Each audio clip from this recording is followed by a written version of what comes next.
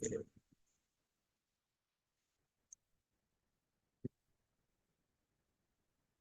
Okay. Sir if you don't mind एक दफा repeat कर देंगे वो बिल्कुल साथ की बिल्कुल, चीजें।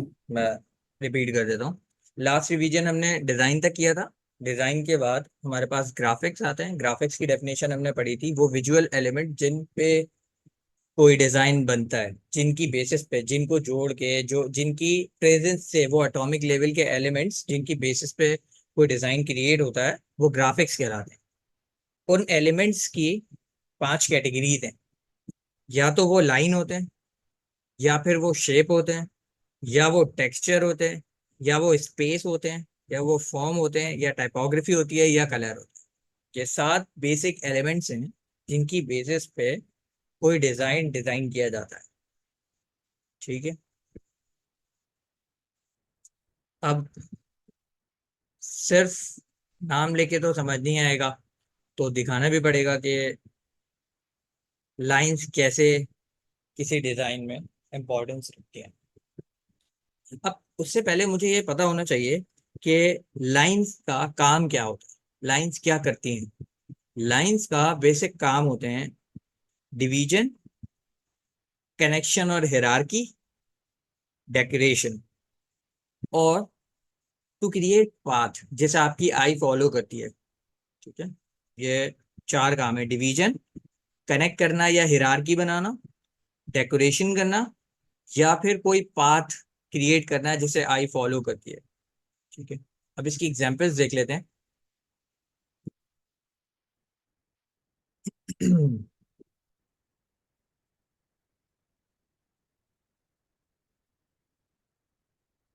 मेरी स्क्रीन शो हो तो बताइए।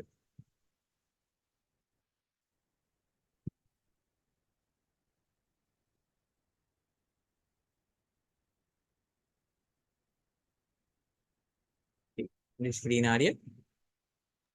Yes sir. ओके। तो जो सबसे पहले हम लाइन की एग्जांपल देखने वाले हैं, वो हमारे पास लाइन की एग्जांपल है दिस।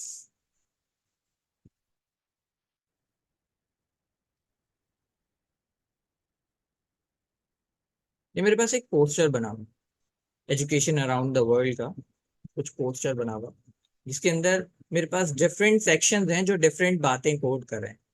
ठीक है। इस सेक्शन के अंदर मेरे पास मल्टीपल इंफॉर्मेशन है, और वो सारी इंफॉर्मेशन रिलेटेड है एजुकेशन अराउंड द वर्ल्ड से, लेकिन एक दूसरे से मुख्तलिफ है। ठीक है। एक सेक्शन में कुछ और बात की जा रही है, तो दूसरे सेक्शन में कुछ और बात की जा रही है। तो मेरा लाइन का जो बेसिक काम है, एक हिस्से को दूसरे हिस्से से डिवाइड करना, यहाँ सबसे पहला काम वो नजर आ रहा है। ठीक है। ये लाइन है। ये लाइन इस सेक्शन को नीचे के सारे सेक्शन से डिवाइड करती है। इसका काम है कि इस सेक्शन को इस सेक्शन से डिवाइड करना। एक इसके बीच में एक और लाइन है, डॉटेड लाइन। अब मैं डिफरेंट टाइप्स की लाइंस इस्तेमाल करता हूँ डिफरेंट टाइप की कैटेगराइज कैटेगराइज करने के लिए डेटा को। मेरे पास एक ये लाइन यूज हुई हुई है, एक ये लाइन यूज हुई हुई है। ठीक है। तो ये दोनों लाइंस का काम क्या है? एक हिस्से को दूसरे हिस्से से डिफरेंशिएट करना। लेकिन अगर मैं ये ही वाली लाइन यहाँ पे भी लगा देता, तो मैं ये नहीं बता सकता था कि ये दोनों आपस में इंटरलिंक है। ये बेसिकली इस सेक्शन के सब सेक्शन हैं, ये वाला पार्ट और ये वाला पार्ट, ये हिस्सा और ये हिस्सा, इस पूरे हिस्से के सब पार्ट्स। ठीक है।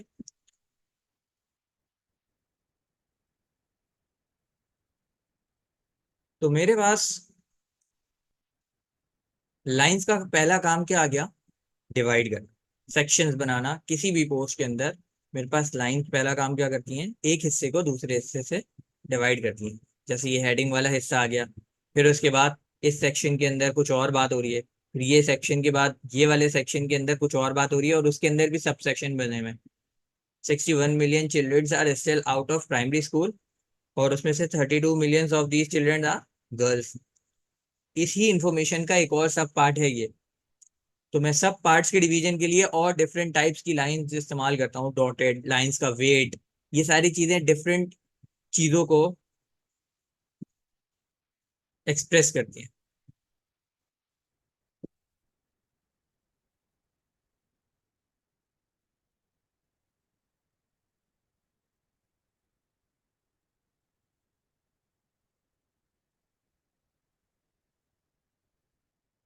उसके बाद है कनेक्ट करने के लिए, एक पॉइंट को दूसरे पॉइंट से कनेक्ट करने के लिए लाइंस इस्तेमाल की जाती है। अब ये बहुत अच्छा सा चार्ट बना हुआ है जो सोशल मीडिया इन बिजनेस के बारे में इंफॉर्मेशन दे रहा है, ठीक है। अब ये इंफॉर्मेशन, इस लाइन से मुझे पता लग रहा है कि ये लाइन क्या कर रही है, किसी चीज को रिप्रेजेंट कर रही है, ये अमाउंट को रिप्रेजेंट कर रही है कि 33% have a corporate blogs, 50% have YouTube channels. तो ये बेसिक इंफॉर्मेशन सिर्फ लाइन पैटर्न्स के यूज से, सिर्फ लाइन क्रिएशन की यूज से मेरे पास स्लीक इतना डिजाइन बनाया है। और हर एक चीज दूसरी चीज को क्या करिए, ये एक चीज को दूसरी चीज से क्या करिए, कनेक्ट करिए। ये मेरा दूसरा काम है लाइन का। मैं लाइन को किस लिए इस्तेमाल करता हूँ, एक डिवीजन के लिए, दूसरा एक चीज को दूसरी चीज से कनेक्ट करने के लिए या हिरार्की शो करने के लिए। हिरार्की समझते हैं ना आप लोग के, कोई बिजनेस है तो उसके टॉप ऑर्डर पे सबसे पहले सीईओ है, फिर उसके बाद हेड ऑफ द डिपार्टमेंट्स आ जाता है, फिर उसके बाद हेड ऑफ द डिपार्टमेंट्स के अंदर और बहुत सारे डिपार्टमेंट्स के मैनेजर आ जाते हैं, फिर उन हर एक मैनेजर के अंदर डिफरेंट पूरी टीम आ जाती है, फिर टीम का भी एक ऑर्डर है। टीम मैनेजर के नीचे असिस्टेंट मैनेजर आता है, फिर उसके नीचे डिफरेंट सीनियर एम्प्लॉयज आते हैं, फिर उसके नीचे जूनियर एम्प्लॉयज आते हैं। तो इस तरह से जो हिरार्कियल ऑर्डर होता है वो रिप्रेजेंट करने के लिए भी लाइंस इस्तेमाल की जाती है, या फिर एक चीज को दूसरी चीज से कनेक्ट करने के लिए भी लाइंस इस्तेमाल की जाती हैं डिजाइन के अंदर, ठीक।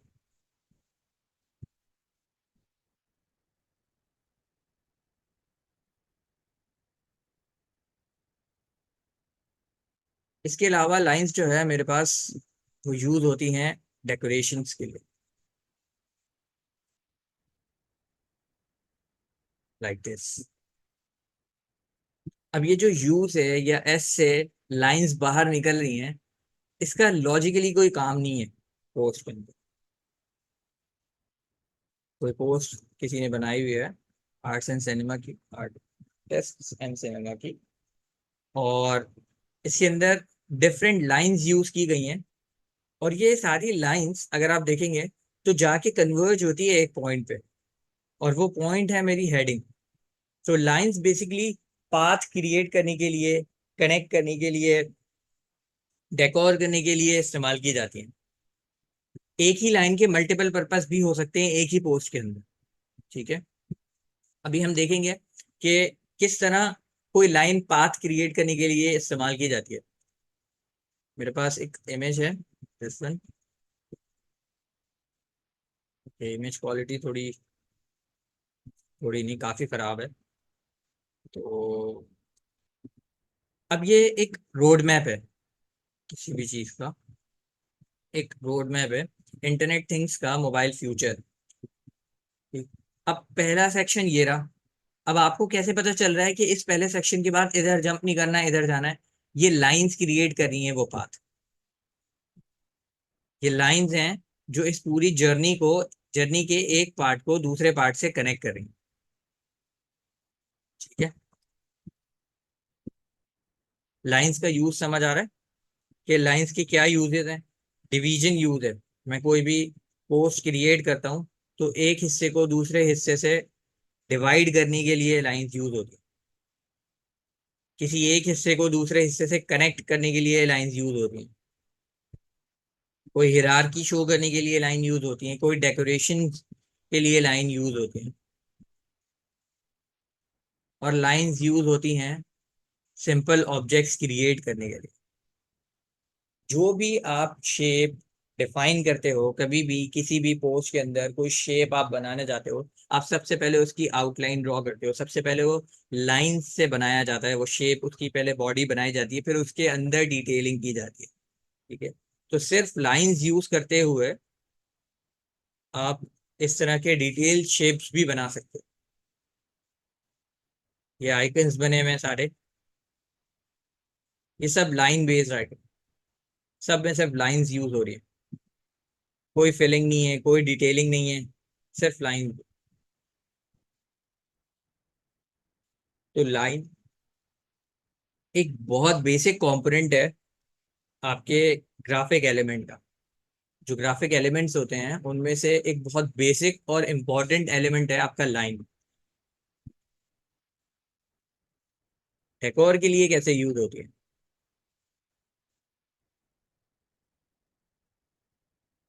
ये वाली लाइंस देख रहे हैं आप, ये वाली सारी लाइंस जो टीथ्स की तरह ये लाइंस क्रिएट की गई, इन लाइनों के दो पर्पस। एक, ये डेकोरेशन है। दूसरा, ये पाथ डिफाइन करती है। ये सारी लाइन पॉइंट कर रही हैं टुवर्ड्स द सेंटर, जहां लोगों का सेंटर है। ठीक है। इसी तरह यहाँ पे इसी लोगों के अंदर और भी लाइंस डिफाइन है, जो बताती हैं, जो अपना दूसरा काम कर रही हैं। जैसे कि ये वाली लाइंस, ये स्टैब्लिश के सेक्शन को डिवाइड कर रही हैं ऊपर वाले सेक्शन से और नीचे वाले सेक्शन से। ये वाली लाइंस सेपरेट कर रही हैं इस सेक्शन को इस सेक्शन से और इस सेक्शन से। ये वाली लाइन आईज का पाथ सेट करती हैं कि आपने किस पाथ पे इसे देखना है। तो लाइंस के डिफरेंट पर्पस होते हैं। हम डिजाइन के अंदर डिफरेंट जगहों पे लाइंस को यूज करते हैं। जैसे ये एक जर्नी मैप है मेरे पास, the reality of my creative process. अब ये प्रोसेस शुरू हुआ है यहाँ से। ये लाइन डिफाइन कर रही है कि पहला स्टेप ये था, फिर उसके बाद अगला स्टेप ये था, फिर उसके बाद अगला स्टेप ये था, फिर ये था, फिर ये था, फिर ये था। अगर मैं इनमें से एरो हेड हटा भी दूं, तो भी ये लाइन डिफाइन करेगी कि मैंने किस पाथ पे मूव करना है।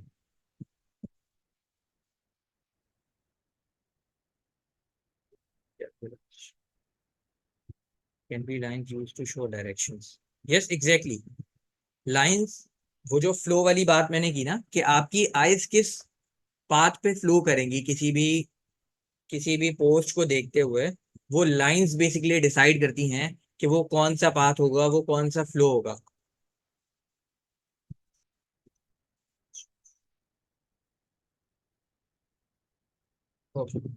तो लाइंस का बेसिक पर्पस: डिवीजन, कनेक्शन और hierarchy, decoration, to follow a path, to describe a path to follow.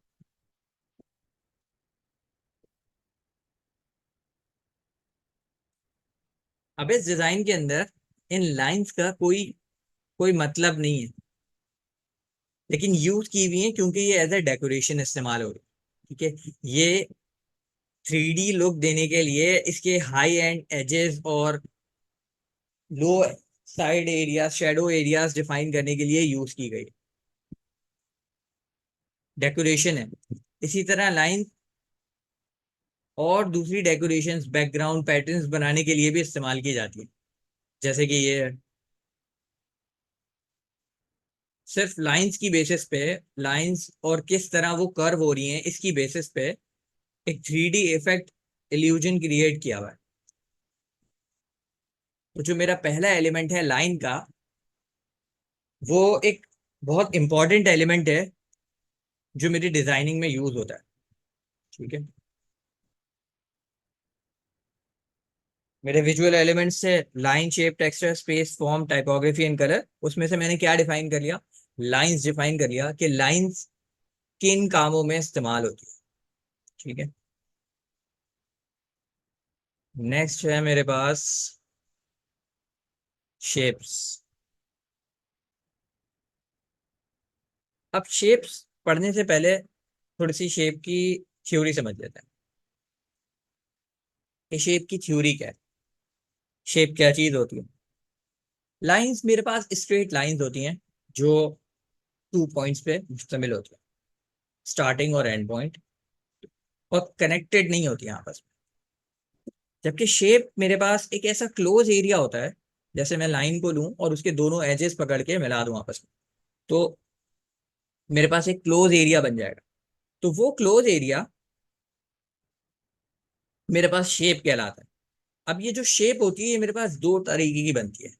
ठीक है। एक शेप होती है ज्योमेट्रिक, और एक शेप होती है ऑर्गेनिक। ज्योमेट्रिक शेप और ऑर्गेनिक शेप में फर्क क्या होता है, कोई बताएगा?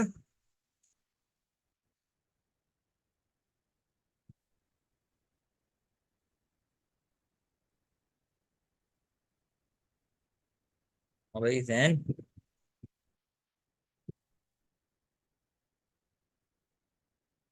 सर सॉरी सर, मुझे नहीं पता इसके बारे में। और कोई बच्चा कुछ एडिशन करना चाहेगा कि ज्योमेट्रिक शेप्स और ऑर्गेनिक शेप्स क्या होती है?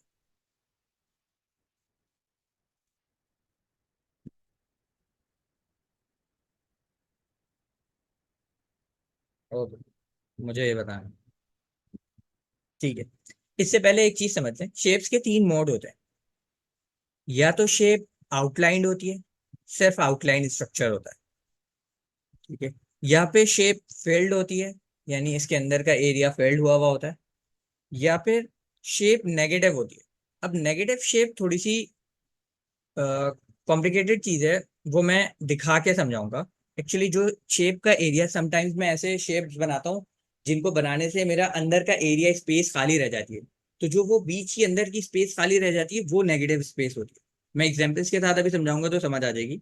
बस आपने तीन मोड्स शेप के जो है ना, ये शेप के तीन मोड्स होते हैं। एक आउटलाइन शेप होती है, एक फिल्ड शेप होती है, और एक नेगेटिव शेप होती है। तो ये तीनों ध्यान में रखना। अब टाइप्स पे आ जाते हैं, शेप्स की कितनी टाइप्स होती है? शेप्स की होती हैं दो टाइप्स, एक ज्योमेट्रिक और एक ऑर्गेनिक। ज्योमेट्रिक शेप्स कौन सी होती हैं? ज्योमेट्रिक शेप्स मोस्टली वो शेप्स होती हैं जो स्ट्रेट लाइंस पे मुश्तमिल होती हैं। वो शेप्स जिनके एजेस होते हैं। ट्राइंगल हो गया, रेक्टेंगल हो गया, सर्कल हो गया। सर्कल बेसिकली जो है ना वो कॉन्फ्लिक्टेड शेप है। ठीक है, कुछ लोग बोलते हैं कि सर्कल जो है वो ऑर्गेनिक शेप में आती है।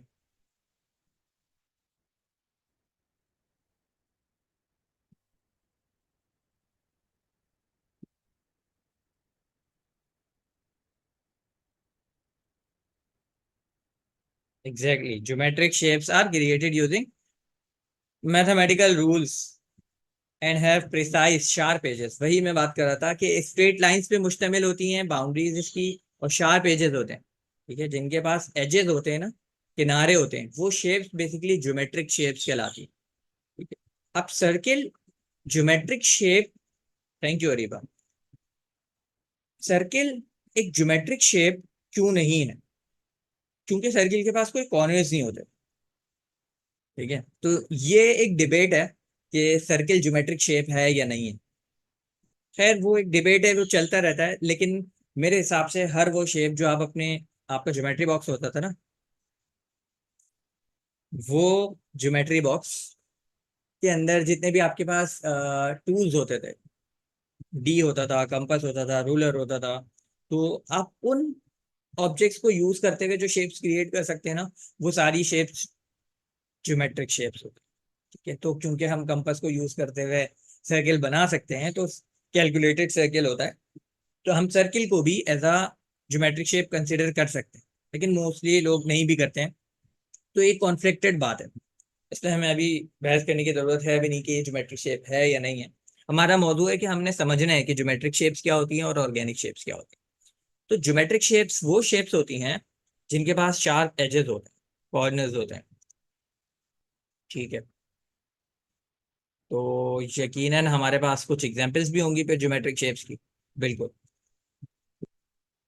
मीटिंग जो है वो हमारी एंड होने वाली है, तो हम एक काम करते हैं, जब मीटिंग एंड हो जाएगी तो आपको ग्रुप में या तो नया लिंक आ जाएगा, या फिर आप सेम लिंक से ट्राई कीजिएगा, आप लोग दोबारा से रिकनेक्ट करेंगे। ठीक है।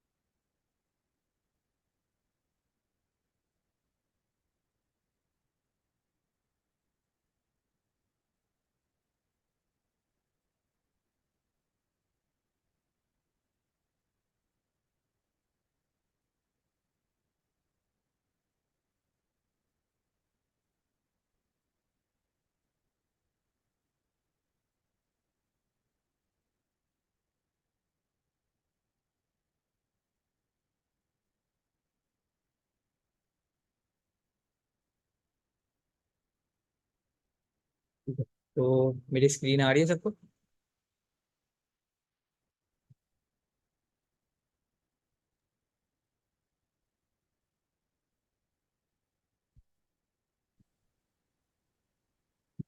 Yes.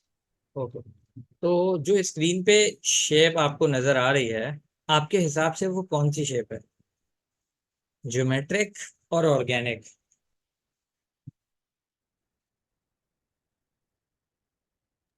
Geometric sir. It's geometric shape. Good. कोई रीजन है आपके पास इसे सपोर्ट करने का कि ये ज्योमेट्रिक शेप क्यों है?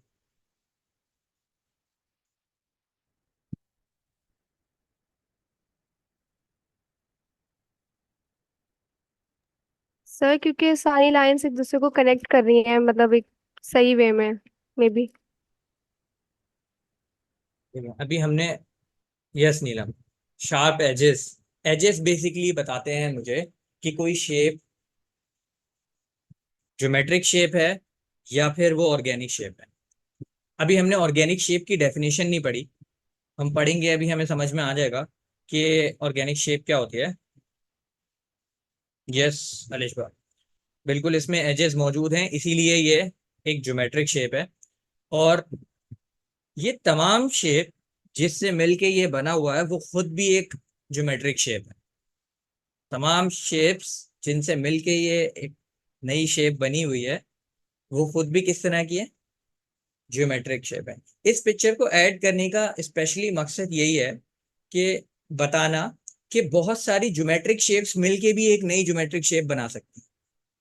क्या you can use geometric shapes to create a new one. और आप दूसरी ज्योमेट्रिक शेप्स को अपनी मर्जी के शेप में भी लेकर आ सकते हैं। लेट्स से जिसने भी ये डिजाइन किया है, हो सकता है उसने ये नहीं सोचा होगा कि मैं अंदर कौन से शेप्स फिल करके इसे डिजाइन करूं। उसने सिर्फ ये आउल का स्ट्रक्चर एक ज्योमेट्रिक शेप में डिजाइन किया हो, और फिर उसके बाद उसने इसके अंदर ज्योमेट्रिक ऑब्जेक्ट्स फिल करने शुरू कर दिए। ठीक है, तो geometric shapes are those who have sharp edges. ठीक है, इसके अलावा हमारे पास और ज्योमेट्रिक एजेस मैंने निकाली थी।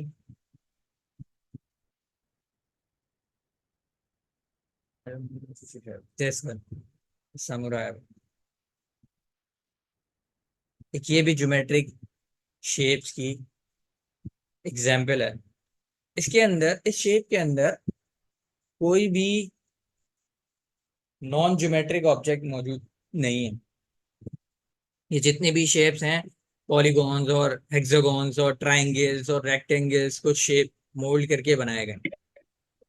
तो ज्योमेट्रिक शेप्स खुद वैसे भी कुछ एक अलग शेप का पोजीशन होल्ड करती हैं, उसके साथ साथ मेरे पास ज्योमेट्रिक शेप से मिलके एक नया ऑब्जेक्ट भी क्रिएट किया जा सकता है।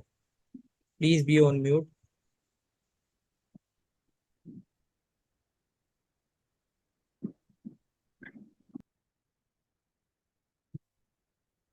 ओके, तो ये थी मेरे पास कुछ ज्योमेट्रिक शेप्स की एग्जांपल्स।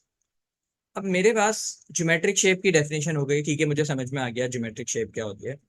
इसके बाद मेरे पास नेक्स्ट जो शेप है वो है ऑर्गेनिक। ऑर्गेनिक शेप्स क्या होती है?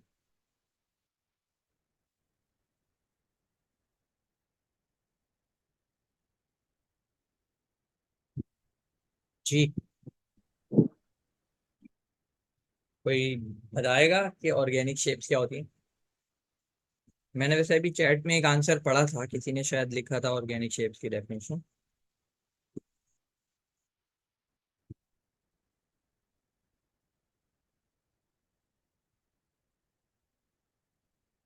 जो इरेगुलर होती है, बिल्कुल।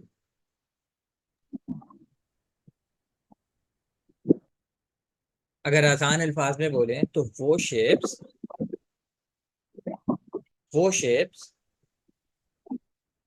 जिनकी बॉडी प्री डिफाइंड नहीं होती।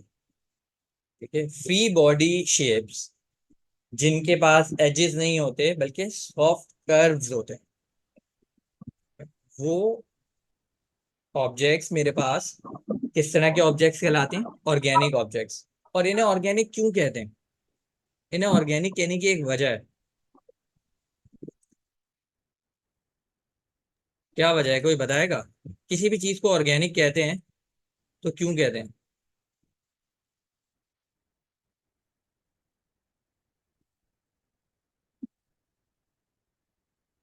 उसकी नेचुरल एग्जिस्टेंस की वजह से, ठीक है। कोई भी चीज ऑर्गेनिक होती है तो उसका मतलब ये होता है,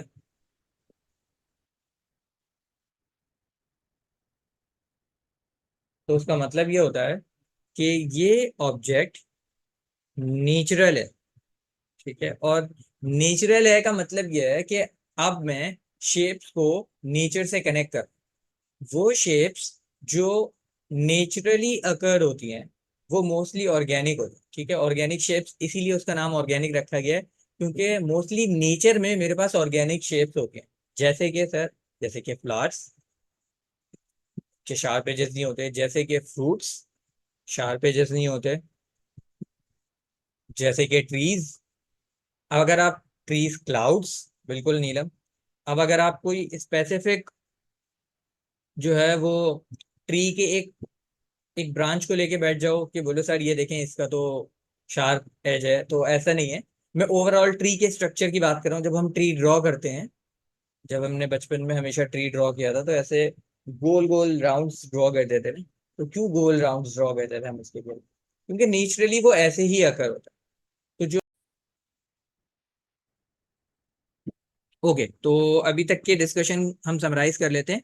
अभी तक हमने न्यू क्लास में जो डिस्कशन की वो ये की थी कि शेप्स हमारे पास जो दो टाइप्स की हैं, उसमें मैंने कुछ एग्जांपल्स दिखाई थी आपको ऑर्गेनिक शेप्स की, ठीक है। तो उनमें से एक ऑर्गेनिक शेप थी ये। ऑर्गेनिक शेप्स बेसिकली वो शेप्स होती हैं जो नियर टू नेचर होती है। मैं ऑर्गेनिक शेप्स अपने डिजाइन में भी तब यूज करता हूँ जब मैं किसी से लिंक बनाने की कोशिश कर रहा होता हूँ, कुछ इस तरह का रिप्रेजेंट करने की कोशिश कर रहा होता हूँ जहां मुझे कोई लिंक क्रिएट करना होता है। तो जैसे नेचर अपने आप से हर ह्यूमन बीइंग का एक लिंक क्रिएट करके रखती है, वैसे ही मैं उन ऑर्गेनिक शेप्स के थ्रू भी उसे कनेक्ट करने की कोशिश करता हूँ, ठीक है।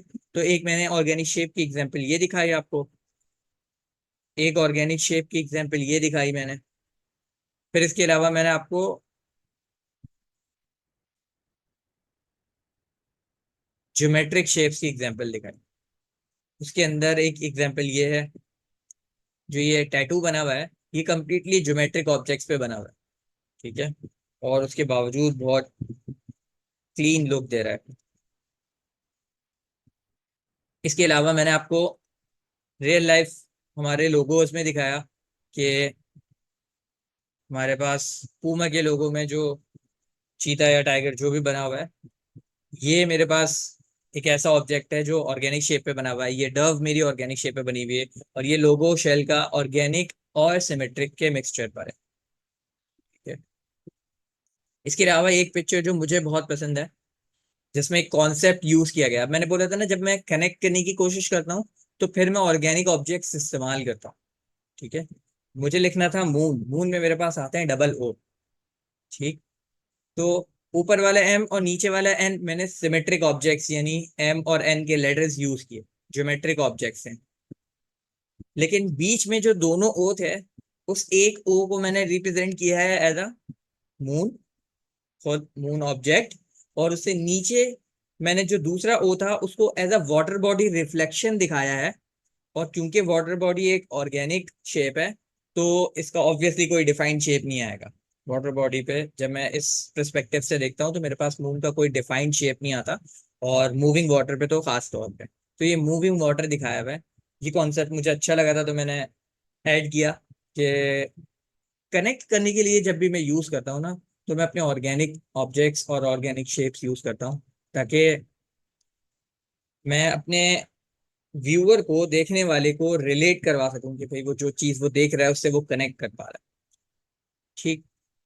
अब दो तरह की शेप्स हमने डिफाइन कर ली, डिस्कस कर ली। एक थी मेरे पास ज्योमेट्रिक या सिमेट्रिक, दूसरी थी मेरे पास ऑर्गेनिक।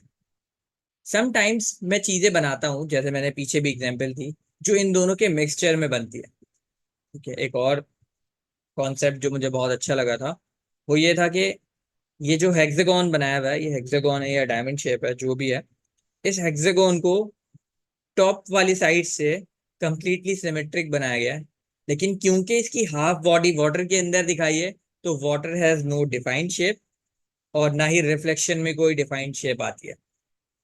तो यहाँ लाइंस का भी बहुत खूबसूरत तरीके से इस्तेमाल किया हुआ है, और शेप्स को भी बहुत खूबसूरत तरीके से इस्तेमाल किया हुआ है, कि जो मेरे पास उस सिमेट्रिक शेप का हाफ पार्ट है, जो ऑर्गेनिक शेप में नजर आता है, वो इस तरह नजर आता है। ठीक है, तो ये कॉम्बिनेशन है बेसिकली दोनों का। अब ये तो हो गई मेरे पास सिमेट्रिक शेप्स की डेफिनेशन और एक्सप्लेनेशन, और साथ साथ हो गई ऑर्गेनिक की। इसके अलावा मैंने तीसरी एक चीज बताई थी आपको, वो बताई थी नेगेटिव शेप। ठीक है, नेगेटिव शेप्स कब क्रिएट होती है? नेगेटिव शेप्स क्रिएट होती हैं जब मैं कोई शेप क्रिएट करूं और उसके अंदर कोई ब्लैंक स्पेस रह जाए। ठीक है, जैसे कि मेरे पास बहुत ग्रेट एग्जांपल्स हैं नेगेटिव शेप्स की, लेकिन पहले नेगेटिव शेप को इस तस्वीर से समझ लेते हैं कि पॉजिटिव एरिया क्या होता है और नेगेटिव एरिया क्या होता है। पॉजिटिव एरिया वो एरिया होता है जिसे मैं फिल करता हूँ। ठीक है, ये मैंने एक शेप बनाई, ये ऑर्गेनिक शेप है क्योंकि इसके पास कोई शार्प एजेस नहीं है। इस शेप के अंदर मैंने पीस, इस पूरे पीस को फिल किया हुआ है। दो तरह, तीन तरह के में हमने पढ़े ना, एक आउटलाइन जिसमें सिर्फ आउटलाइन होती है, ठीक है, शेप के। फिर दूसरा पढ़ा था फील्ड ऑब्जेक्ट्स होते हैं, फील्ड शेप्स होती हैं, वो ये रही फील्ड शेप्स। अगर किसी को बीच में कुछ भी समझना है तो वो मुझे वहीं रोक के पूछ ले कि सर ये चीज क्या बताई आपने, ताकि आगे जब हम इस चीज को यूटिलाइज करने लगे तो आपके पास क्लियर कॉन्सेप्ट। ठीक है, तो ये फील्ड शेप है, पॉजिटिव एरिया कहलाता है, ये पॉजिटिव शेप कहलाता है। इसके बरक्स मेरे पास अगर किसी फील्ड एरिया में से मैं कोई पीस काट के बाहर निकाल दूं, तो जो खाली स्पेस बचती है वो स्पेस नेगेटिव स्पेस कहलाती है। ठीक है, या नेगेटिव शेप कहलाती है। तो पॉजिटिव और नेगेटिव की डेफिनेशन समझ में आ गई।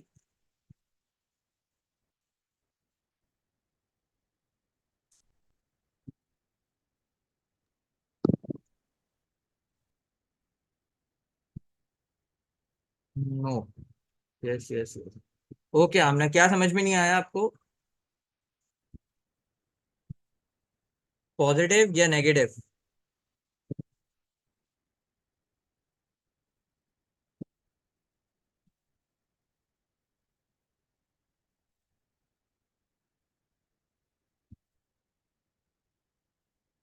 ओके, लेकिन कोई भी चीज, कोई भी शेप है, मेरे जैसे मेरे पास एक वाइट ब्लैंक बैकग्राउंड, ठीक है, इस बैकग्राउंड के ऊपर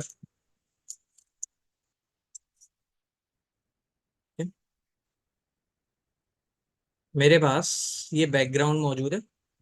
इस बैकग्राउंड के ऊपर मैंने क्लाउड बबल ड्रॉ कर दिया। सेम बैकग्राउंड के ऊपर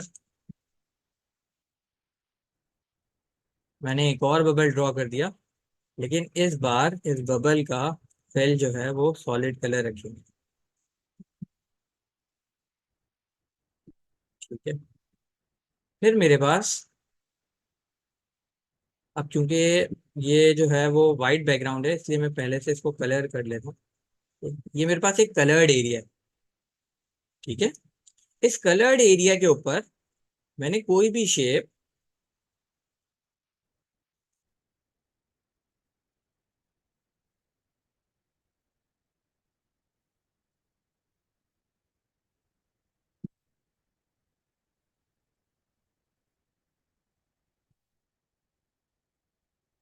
इस कलर्ड एरिया के ऊपर मैंने कोई भी शेप कट आउट कर ली। लेट्स जस्ट से ये बादल की शेप मैंने कट करके बाहर निकाली। ठीक, तो जो मेरे पास ये है ना, ये वाला पोर्शन, ये कहलाता है आउटलाइन। ठीक है, ये मेरा आउटलाइन वाला शेप है। ये वाला शेप मेरा कहलाता है फील्ड। ठीक, ये वाला हिस्सा मेरा फील्ड है, क्योंकि मैंने जो भी शेप बनाया है उसके अंदर क्या कर दिया है, कलर फिल कर दिया है। ये सिर्फ आउटलाइन थी उस शेप की, और अब इसके अंदर मैंने क्या फिल कर दिया है, कलर फिल कर दिया है। फिर उसके बाद मेरे पास कोई कलर्ड या कोई भी बैकग्राउंड है जिसके अंदर से मैंने कोई शेप कट आउट करके निकाल लिया, ठीक है, तो ये जो स्पेस खाली अंदर रह गया ना, वो स्पेस कहलाता है नेगेटिव स्पेस। ठीक है, तो ये जो अंदर वाला खाली रह गया हिस्सा है वो नेगेटिव स्पेस है। जैसे से अगर मैं यहाँ एक लेटर लिखूं ए, ठीक है, इसको बड़ा कर दूं,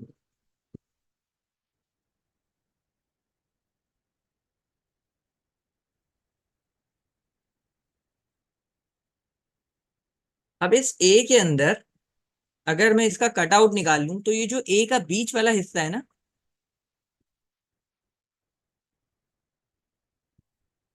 ये ए के अंदर जो बीच वाला हिस्सा है, दिस पार्ट, ये नेगेटिव स्पेस बन जाएगा। ठीक है, तो ये नेगेटिव स्पेस है, ये फिल्ड पार्ट है, और ये आउटलाइन शेप है। ठीक है, समझ आ गई? Is it clear now? Okay, ठीक है, तो हमें शेप समझ आ गई। अब कुछ एग्जांपल्स देखते हैं कि नेगेटिव शेप्स कैसे इस्तेमाल की जाती हैं। ठीक है, ये नेगेटिव शेप,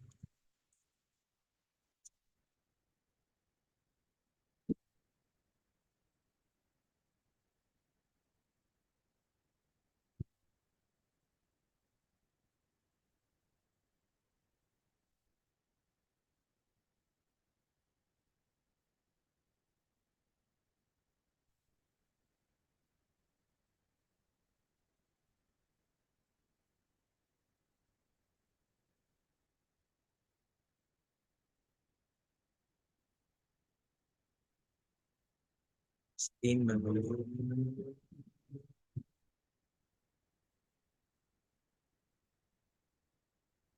अब आपको नजर आ रहा है कि मेरे पास एक ऑब्जेक्ट बना हुआ है बेयर का, जो मेरे बेस कलर ब्लैक कलर पे बना हुआ था।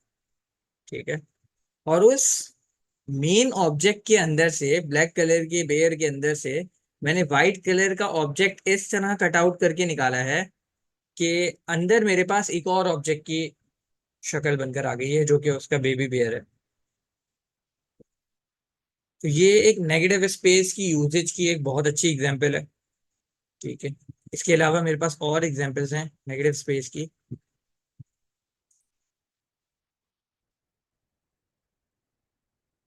तो ये can you see this little faces है, जो व्हाइट और ब्लैक के कॉम्बिनेशन से बनाए हुए हैं। ये किसी स्पीड चैट, किसी चैटिंग एप्लीकेशन का लोगो है, जिसमें स्माइली फेसेस बताए हुए हैं। लेकिन स्माइली फेसेस को विजिबल करने के लिए जो स्पेसेस यूज किए हुए ना, जैसे ये डॉट और ये छोटा सा ट्राइंगल कटआउट, ये नेगेटिव स्पेसेस है। ठीक है, इवन ये जो ब्लैक डॉट और ये माउथ बना हुआ है ना, ये भी नेगेटिव स्पेस है। क्यों? क्योंकि इस वक्त इसका जो प्लेन कलर है वो वाइट है, बैकग्राउंड इस वाले एरिया में। तो इसके लिए नेगेटिव स्पेस क्या हो गई? ये ब्लैक कलर। और इस ब्लैक बेस के लिए नेगेटिव कलर स्पेस क्या हो गई? ये व्हाइट वाला कलर। तो आप लोगों को नेगेटिव स्पेस समझ में आ गया?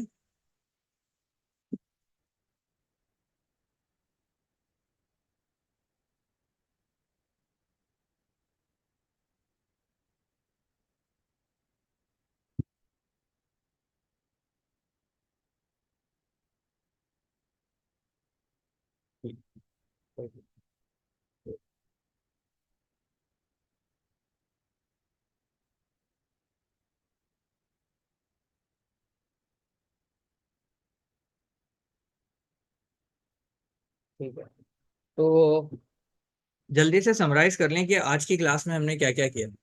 कोई भी एक बच्चा जिसे सब कुछ याद हो, वो समराइज कर दे मुझे चैट पे कि आज की क्लास में हमने क्या क्या डिस्कशन कर लिए है अभी तक। जो जो टॉपिक्स हमने पढ़ लिए हैं, जो आज हमने डिस्कस किए हैं, उन टॉपिक्स के नेम लिख दे बस चैट में।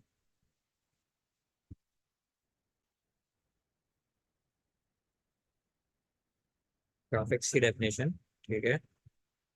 आप सबको समझ आ गई ग्राफिक की डेफिनेशन?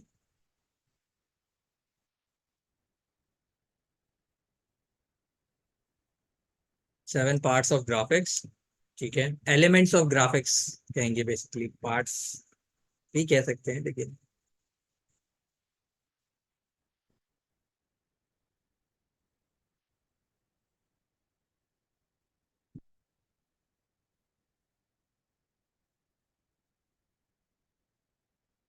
शेप और लाइन, ठीक है।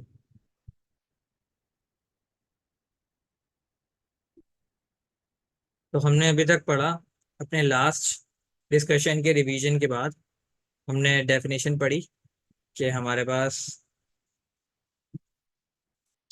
पास ग्राफिक्स क्या होते हैं। डिजाइन हमें समझ में आ गया था, ग्राफिक्स क्या होते हैं। फिर हमने पढ़ा ग्राफिक्स के सेवन एलिमेंट्स होते हैं। उन सेवन एलिमेंट्स में से हमने वन बाय वन,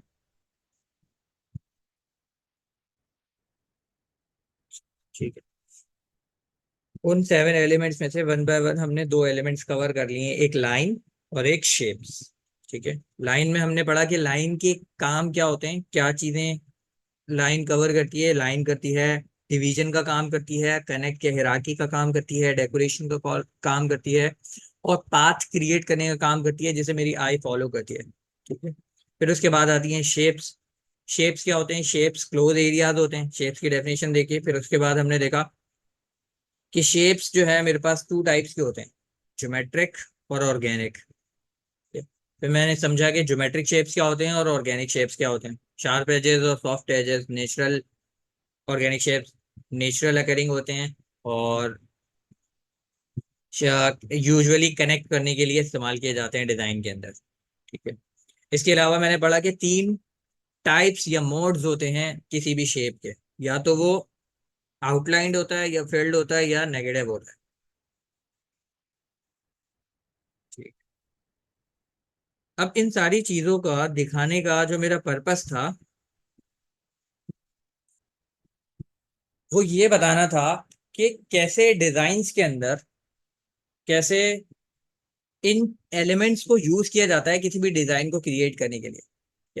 डिजाइन किसी एक प्रॉपर्टी या एलिमेंट पे मुश्तमिल नहीं होते कि सिर्फ शेप्स से बन जाएं या सिर्फ लाइन से बन जाएं। ये अभी हम आगे पढ़ेंगे, टेक्सचर, स्पेस, फॉर्म, टाइपोग्राफी, ये कलर, ये सारी चीजें अपनी अपनी अहमियत रखती हैं। हाँ, ऐसा हो सकता है कि साथ की साथ ना हो किसी डिजाइन के अंदर, और ऐसा भी हो सकता है कि साथ की साथ मौजूद हो किसी डिजाइन के अंदर, ठीक है। लेकिन इन सब की अपनी अपनी अहमियत है, और सिंगल हैंडेडली कुछ भी वन मैन शो यहाँ क्रिएट नहीं करता, ठीक है। सबके अपने अपने किरदार हैं। अगर मैं सिर्फ लाइंस डाल दूं तो भी मेरे पास कोई बहुत इंट्रीगिंग शेप निकल के नहीं आएगा, ठीक है, चाहे वो लाइंस में कितनी खूबसूरती से इस्तेमाल करो।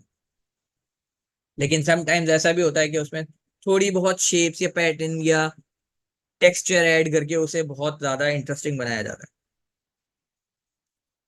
तो ये सब दिखाने का मकसद जो है वो ये है कि आपके दिमाग में एक स्टोरेज तैयार हो कि कैसे ब्रांड्स को रीड किया जाता है, कैसे डिजाइन्स को रीड किया जाता है, क्या देखना होता है जब मैं कोई आर्ट पीस देखता हूँ, कोई डिजाइन देखता हूँ, तो उसके अंदर क्या चीजें देखनी होती हैं, क्या ऑब्जर्व करना होता है।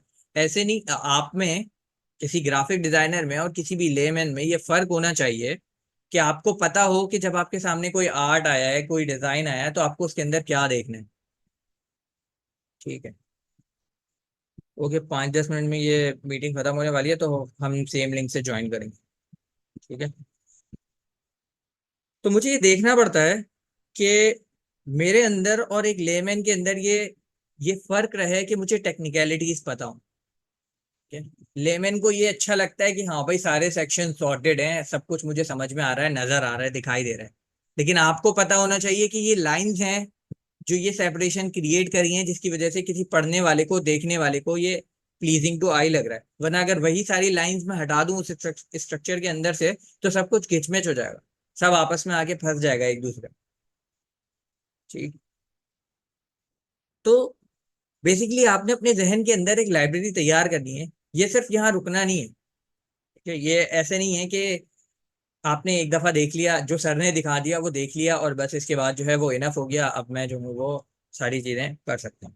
इसको दिखाने का मेन मकसद ये है कि आपके अंदर ये शऊर पैदा हो कि अब मुझे जाके खुद से इस तरह की चीजें देखनी है, मैं देखूं कि लाइंस को और लोग किस तरह इस्तेमाल कर रहे हैं। ये तो सर ने एक आध एग्जाम्पल दिखाई है ना, तो ये कोई हरफ आखिर तो नहीं है। हो सकता है और लोगों ने और इंटरेस्टिंग तरीके से लाइंस को इस्तेमाल किया हुआ हो। अभी आप करंटली मे बी ना इस्तेमाल करें उसे, लेकिन आपने उस लाइन को, हो सकता है जो नई चीज आप देखें उसे आगे किसी डिजाइन के अंदर इस्तेमाल करें।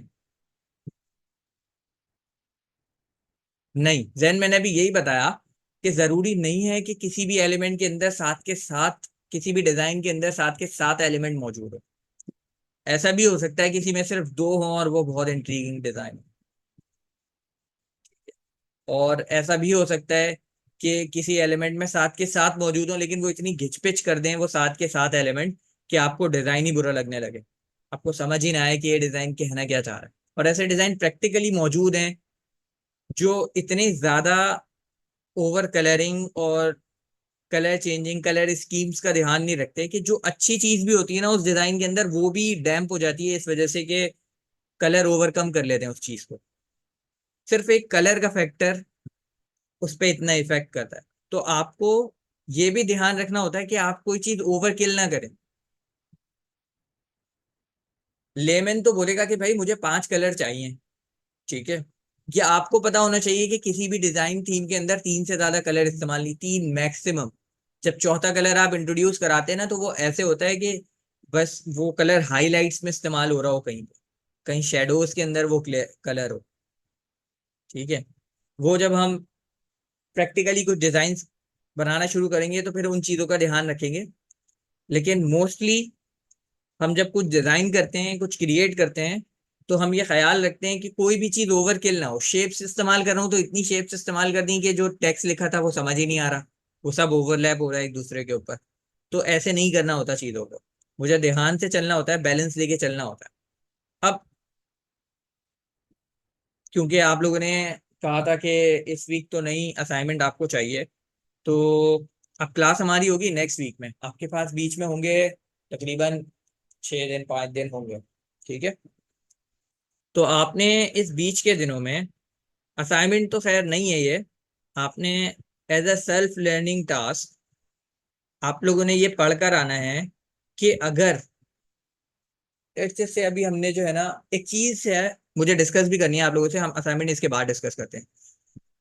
मुझे आप लोगों से जानना ये है कि अब जैसे हम आगे बढ़ते जा रहे हैं तो मुझे असाइनमेंट देने हैं या कुछ चीज़ें करवानी है आपके हाथ से। जैसे आपने लाइंस पढ़ ली और शेप्स पढ़ ली, अब मैं चाहता हूँ कि आप लाइंस और शेप्स को इस्तेमाल करें, ठीक है। अपना यूज निकाल के लेकर आए कि सर देखें मैंने लाइंस को इस तरह इस्तेमाल किया, या मैंने शेप्स को ऐसे इस्तेमाल किया, या मुझे टेक्सचर ऐसे अच्छा लग रहा था तो मैंने ऐसे लगाया। तो उसके लिए ना आपको सॉफ्टवेयर की नोहा होना जरूरी है, ठीक है।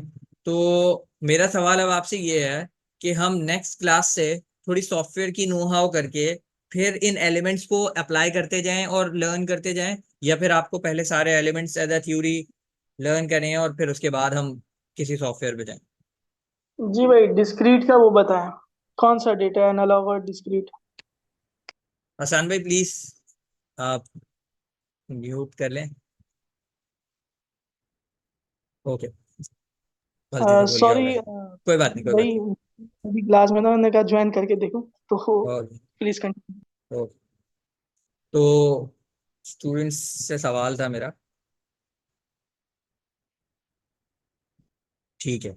सॉफ्टवेयर का थोड़ा इंट्रोडक्शन होना चाहिए, ओके। सॉफ्टवेयर साथ साथ, ठीक है।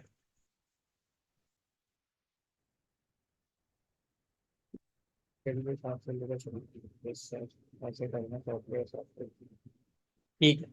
तो मतलब सारे मुजाहिद जो हैं वो उंगली कटाने के लिए तैयार खड़े हैं, ठीक है। फिर हम सॉफ्टवेयर के साथ चलेंगे। तो हम सॉफ्टवेयर का थोड़ा सा इंट्रोडक्शन ले लेते हैं। आप में से किन किन लोगों को सॉफ्टवेयर के बारे में नो हाउ है कि क्या क्या सॉफ्टवेयर हम इस्तेमाल कर सकते हैं ग्राफिक डिजाइनिंग के लिए। वो मोबाइल ऐप्स भी हो सकती हैं और वो पीसी एप्स भी हो सकती हैं। तो आप लोगों की नॉलेज में जो जो एप्स हैं वो मुझे बताएं कि आप लोग क्या सोचते हैं कि हम इन सॉफ्टवेयर पे काम करने वाले हैं, और ऐसा क्यों सोचते हैं, आपको ऐसा क्यों लगता है कि हम एडोब फोटोशॉप, कैनवा। ठीक है, और कोई ऑप्शन? ऑप्शन रिपीट हो सकते हैं ऑब्वियसली, अगर किसी दूसरे स्टूडेंट को लगता है कि एडोब फोटोशॉप पे काम करेंगे या कैनवा पे काम करेंगे तो वो बोल सकता है। गेम्प हो सकता है कैसे? ऑनेस्टली जैन मुझे पता नहीं है GIMP ये गेम्प किस तरह का सॉफ्टवेयर है, तो यकीनन मैं इस पे रिसर्च करके फिर आपको बताऊंगा, क्योंकि ग्राफिक डिजाइनिंग में मैंने अभी तक यूज नहीं किया। Paint, 3D paint, Photoshop, Illustrator. ठीक है, बहुत रीजनेबल ऑप्शंस दिए हैं मोहम्मद यूनुस ने। ठीक है, तो देखें, अभी एक सॉफ्टवेयर का नाम आया जैसे इलस्ट्रेटर। मेरा पूछने का वजह क्या है, अब आप लोगों के जहन में डिफरेंट काइंड ऑफ सॉफ्टवेयर होंगे।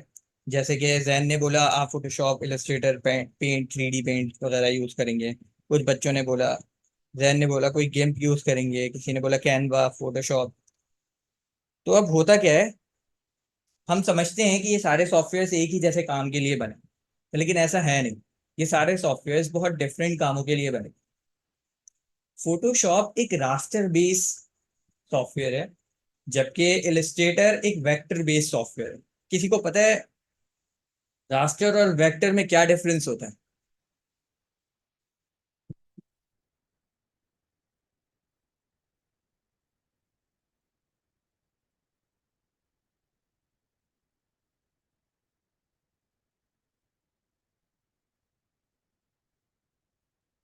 इसको इस तरह समझें कि ये ना दो अलग अलग टाइप का डेटा है। आपका जो भी डिजाइन आप क्रिएट करते हैं वो एक डेटा होता है।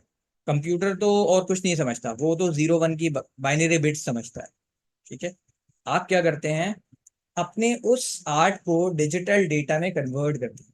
तो ये डेटा की ना, इस डेटा की दो टाइप्स होती है। एक डेटा होता है मेरे पास पिक्सल बेस्ड, जिसे मैं रास्टर डेटा कहता हूँ।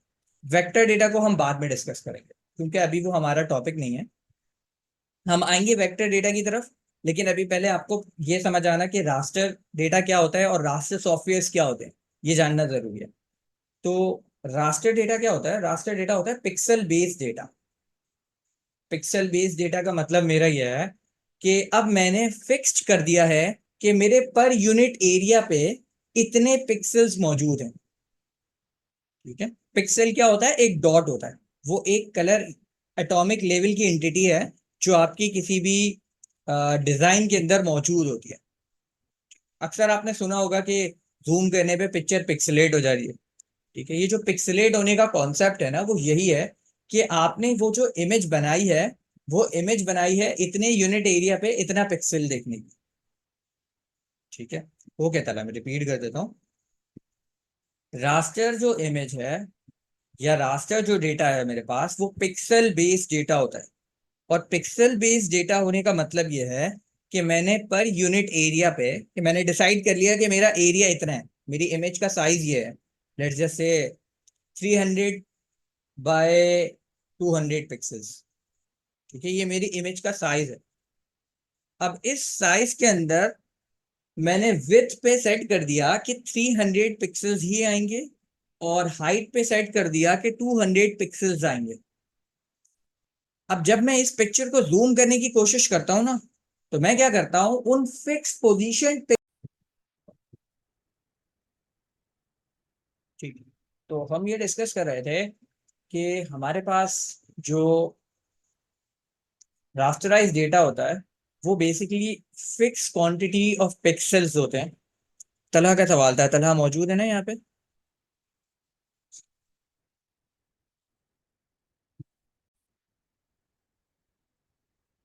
तो हमारे पास जो रास्टराइज डेटा होता है वो डेटा होता है जो फिक्स नंबर ऑफ पिक्सलेट किसी साइज के लिए, पिक्सल्स में किसी साइज के लिए डिफाइन कर लेता हूँ कि मेरी अगर पिक्चर की विड्थ इतनी है तो मैं इतने नंबर ऑफ पिक्सल्स इस विड्थ के अंदर रखूंगा। ठीक है, 200 पिक्सल्स की मैंने विड्थ रख लिया। अब मैं क्या करता हूँ, जैसे उस पिक्चर को जूम इन करने की कोशिश करता हूँ, वो पिक्चर और वो पिक्सल फिक्स साइज के हैं उस पिक्चर के अंदर। आप जब भी उसे जूम इन करोगे तो वो पिक्चर उन पिक्सेल्स के फिक्स साइज को बड़ा करने की कोशिश करेगी। और क्या होगा रिजल्ट में, क्योंकि पिक्सेल्स अपने ओरिजिनल साइज में कुछ और शेप देते हैं, जैसे जैसे वो बड़े होते जाएंगे ऑब्वियसली शेप चेंज होता जाएगा। वो पिक्सेल्स मिलके एक नई इमेज बना रहे हैं। तो जैसे मैं उसके एटॉमिक कंपोनेंट्स को ही बड़ा करना शुरू कर दूंगा तो ऑब्वियसली वो पिक्चर ब्लरी होती जाएगी या पिक्सल का साइज एक दूसरे पे ओवरलैप करने लगेगा, जिसकी वजह से मेरे पास पिक्चर्स पिक्सलेट हो जाती है। ठीक है। तो जो मेरे पास रास्टर डेटा होता है ना, वो हमेशा ऐसे ही होता है। वो हमेशा फिक्स नंबर ऑफ पिक्सेल्स पे होता है, उसकी विड्थ लेंथ फिक्स होती है। जब भी हम कोई वेक्टर बनाते हैं ना, हम कभी भी ये ध्यान नहीं रखते कि मेरे कैनवस का साइज क्या है। कैनवस मतलब वो बोर्ड जिस पे मैं अपना वो काम करने वाला हूँ, ठीक है, उसको कैनवस कहते हैं। तो मैं कभी भी अपने कैनवस का साइज प्री डिफाइन नहीं रखता। लेट्स जस्ट से मैंने इलस्ट्रेटर जैसे एक मेरा वेक्टर बेस सॉफ्टवेयर है, तो जब भी मैं इलस्ट्रेटर की न्यू फाइल बनाता हूँ ना, तो मैं बेफिक्र होता हूँ। मैंने अगर 200 पिक्सल बाय 200 पिक्सल बनाई है ना, तो मैं बाद में आके उसे बड़ा कर लूंगा, मेरे मेरे लिए कोई इशू की बात नहीं है। लेकिन जब मैं रास्टर डेटा के साथ काम कर रहा होता हूँ, जब मैं फोटोशॉप पे कोई नई फाइल क्रिएट करता हूँ, नया कैनवस क्रिएट करता हूँ, तो मुझे इस बात का ध्यान रखना होता है कि एंड रिजल्ट पे मेरे पास यही नंबर ऑफ पिक्सल्स रिटर्न होंगे। तो अगर मुझे अपनी पिक्चर क्वालिटी इंक्रीज करनी है, तो मुझे नंबर ऑफ पिक्सल्स बढ़ाने पड़ेंगे इस कैनवस के अंदर। तो उस नंबर ऑफ पिक्सल्स से फिर मेरी इमेज का फाइल का साइज भी बढ़ता है। मुझे डिफरेंट चीजें अकाउंट्स में रखनी होती हैं कि अगर मैं इसको इस तरह यूज करूंगा तो ऐसे होगा। तो मेरे पास जो फोटोशॉप है ना, वो बेसिकली एक रास्टर बेस्ड सॉफ्टवेयर है। वो वेक्टर बेस्ड सॉफ्टवेयर नहीं है कि मैं उसे बाद में जाके बड़ा कर लूंगा, क्योंकि उससे चीजें अलाइनमेंट्स डिस्टर्ब हो जाती हैं जब मैं चीजों को बड़ा या छोटा करता हूँ बाद में। तो मुझे क्या करना होता है, मुझे फाइल क्रिएट करते वक्त ये डिसाइड करना होता है कि मैं अब जो फाइल का आउटपुट निकलेगा मेरे पास इस फाइल से, उस फाइल का साइज क्या होना चाहिए। ठीक है। तो आपको रास्टर बेस्ड सॉफ्टवेयर जैसे कि फोटोशॉप हो गया या फिर कैनवा हो गया, सर अगर रास्टर पे इतनी मुश्किल होती है तो ये एग्जिस्ट ही क्यों होता है। देखो, एग्जिस्ट करने की अलग वजह है इसके। Photoshop raster based, let's just say आपके पास रास्टर ही इमेज मौजूद है, आप उसको वेक्टर बेस्ड सॉफ्टवेयर पे ले जाके क्या करोगे। आपने अपने दोस्त के साथ गए थे मरी घूमने, ठीक है, आपने जो है वहां पे बहुत अच्छे अच्छे पिक्चर्स खिंचवाए।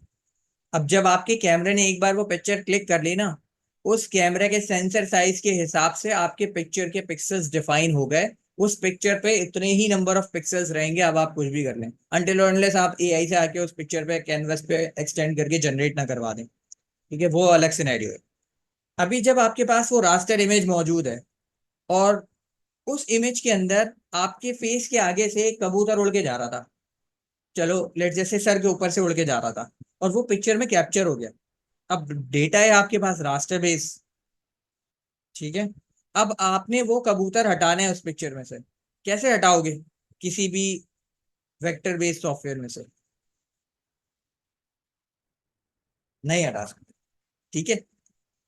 तो हर सॉफ्टवेयर की अपनी इंपॉर्टेंस है, हर सॉफ्टवेयर की एक जगह है जिसकी वजह से वो मेंटेन्ड है। अगर फोटोशॉप वर्ल्ड में एग्जिस्ट कर रहा है इतनी सारी चीजों को डोमिनेट करके, तो उसकी एक वजह है। फोटोशॉप के अपने फीचर्स हैं, उसके अपने काम है।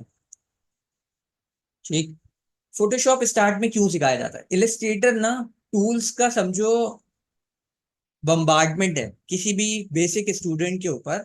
इलस्ट्रेटर टूल्स की एक बम्बार्डमेंट है। अगर मैं डायरेक्ट आपको इलस्ट्रेटर पे ले जाऊं और आपको वेक्टर डेटा क्रिएट करवाना शुरू कर दूं, जो कि आपका एंड गोल है, जो कि आपने एंड में वही बनाना है, क्योंकि आप जो भी लोगो डिजाइन करोगे, नए ग्राफिक्स डिजाइन करोगे, वो इलस्ट्रेटर पे डिजाइन होते हैं। फोटोशॉप पे भी होते हैं, ऐसी बात नहीं है कि आप बना नहीं सकते, लोगो फोटोशॉप पे भी बना सकते हो। लेकिन वो जो फ्री हैंड्स आपको, जो सहूलियत आपको वेक्टर बेस्ड सॉफ्टवेयर पे मिलेंगे, वो रास्टर बेस पे नहीं मिलेंगे। तो रास्टर बेस का अपना काम है और वेक्टर बेस का अपना काम है। अभी तो आप ये डिफरेंस भी नहीं जानते ना कि मेरे पास सॉफ्टवेयर ही दो टाइप के होते हैं।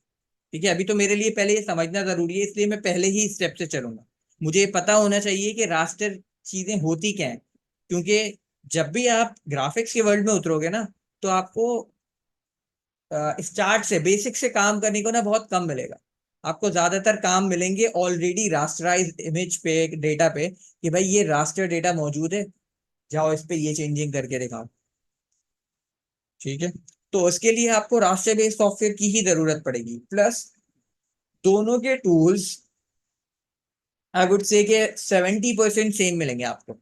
ठीक है, बस इलस्ट्रेटर एडवांस है, थोड़ा और एडवांस है, उसके पास और कुछ ज्यादा फीचर्स हैं जो वो प्रोवाइड करता है। ठीक, तो पहले रास्टर बेस्ड सॉफ्टवेयर से शुरू करेंगे, टूल्स सीख लेंगे, जर्नल वाले जो भी टूल्स हैं वो सीख लेंगे कि इस तरह इस्तेमाल किए जाते हैं। जब उन पे कमांड आ जाएगी, पैनल्स देखने आ जाएंगे, दोनों तरफ चीजें समझने आ जाएंगी, स्केल्स समझ आ जाएंगे, फिर उसके बाद हम शिफ्ट करेंगे इलस्ट्रेटर की तरफ।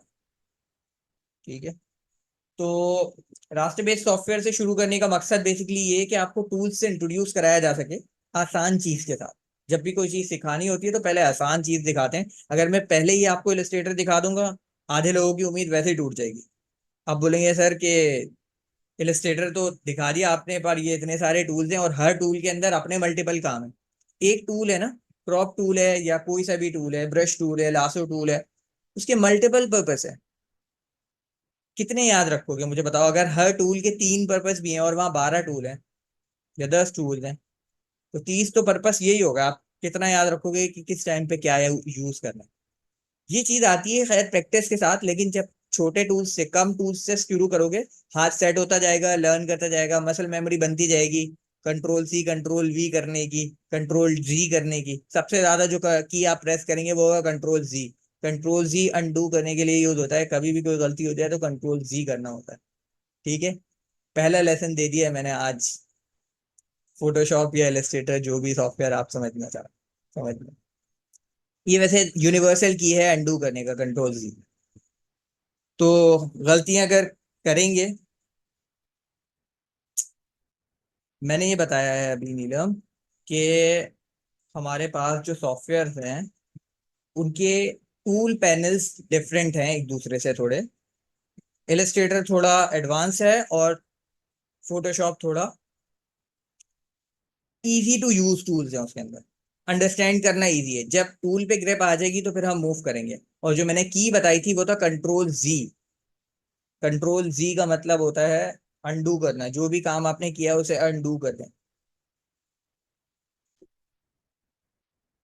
और ये सबसे ज्यादा यूज होने वाली की इसलिए है क्योंकि स्टार्ट में बहुत गलतियां होती हैं और फिर उसे मिटाने के लिए स्टूडेंट सबसे पहले इरेजर ढूंढता है, जबकि फोटोशॉप कोई पेंट नहीं है। तो आपको इरेजर नहीं ढूंढना चाहिए, कंट्रोल जी यूज करना है।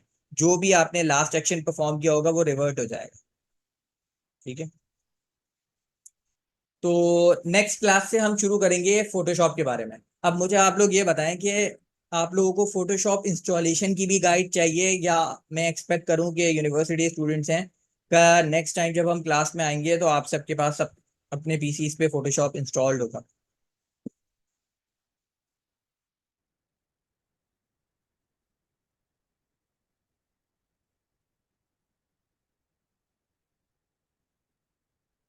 ओके, नीलम कर लेंगे, जैन कर लेंगे, हो जाएगा खुद से। ठीक है, गुड,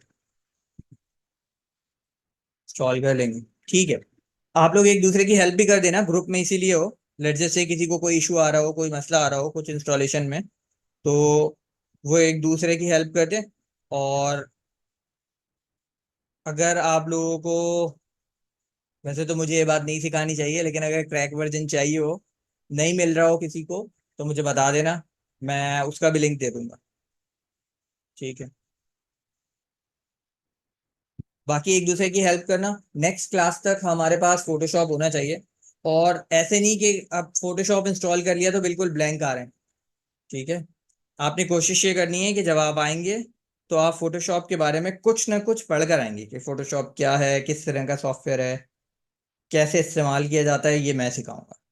ठीक है, बाकी सारी चीज़ें, फोटोशॉप की जर्नल आइडिया जो है फोटोशॉप का, वो सारी चीज़ें। अब किसी को अभी तक के लेक्चर में कोई क्वेश्चन है या नेक्स्ट क्लास में हम क्या पढ़ेंगे उससे रिलेटेड कुछ क्वेश्चन है तो पूछ लें, फिर हम वाइंड अप करते हैं सर।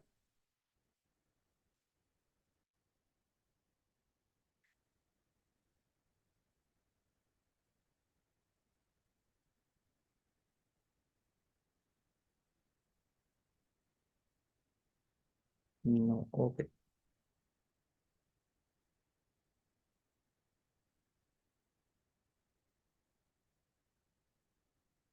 और बाकी के स्टूडेंट्स भी पार्टिसिपेट किया करें।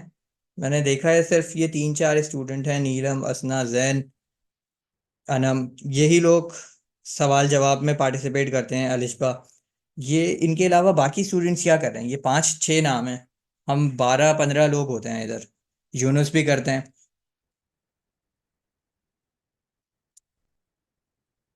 बाकी स्टूडेंट्स क्या लगा के चले जाते हैं इस आस में कि बाद में रिकॉर्डिंग मिल जाएगी और हम देख लेंगे? तो फिर मैं रिकॉर्डिंग वाला फीचर ख़त्म करवा देता हूँ।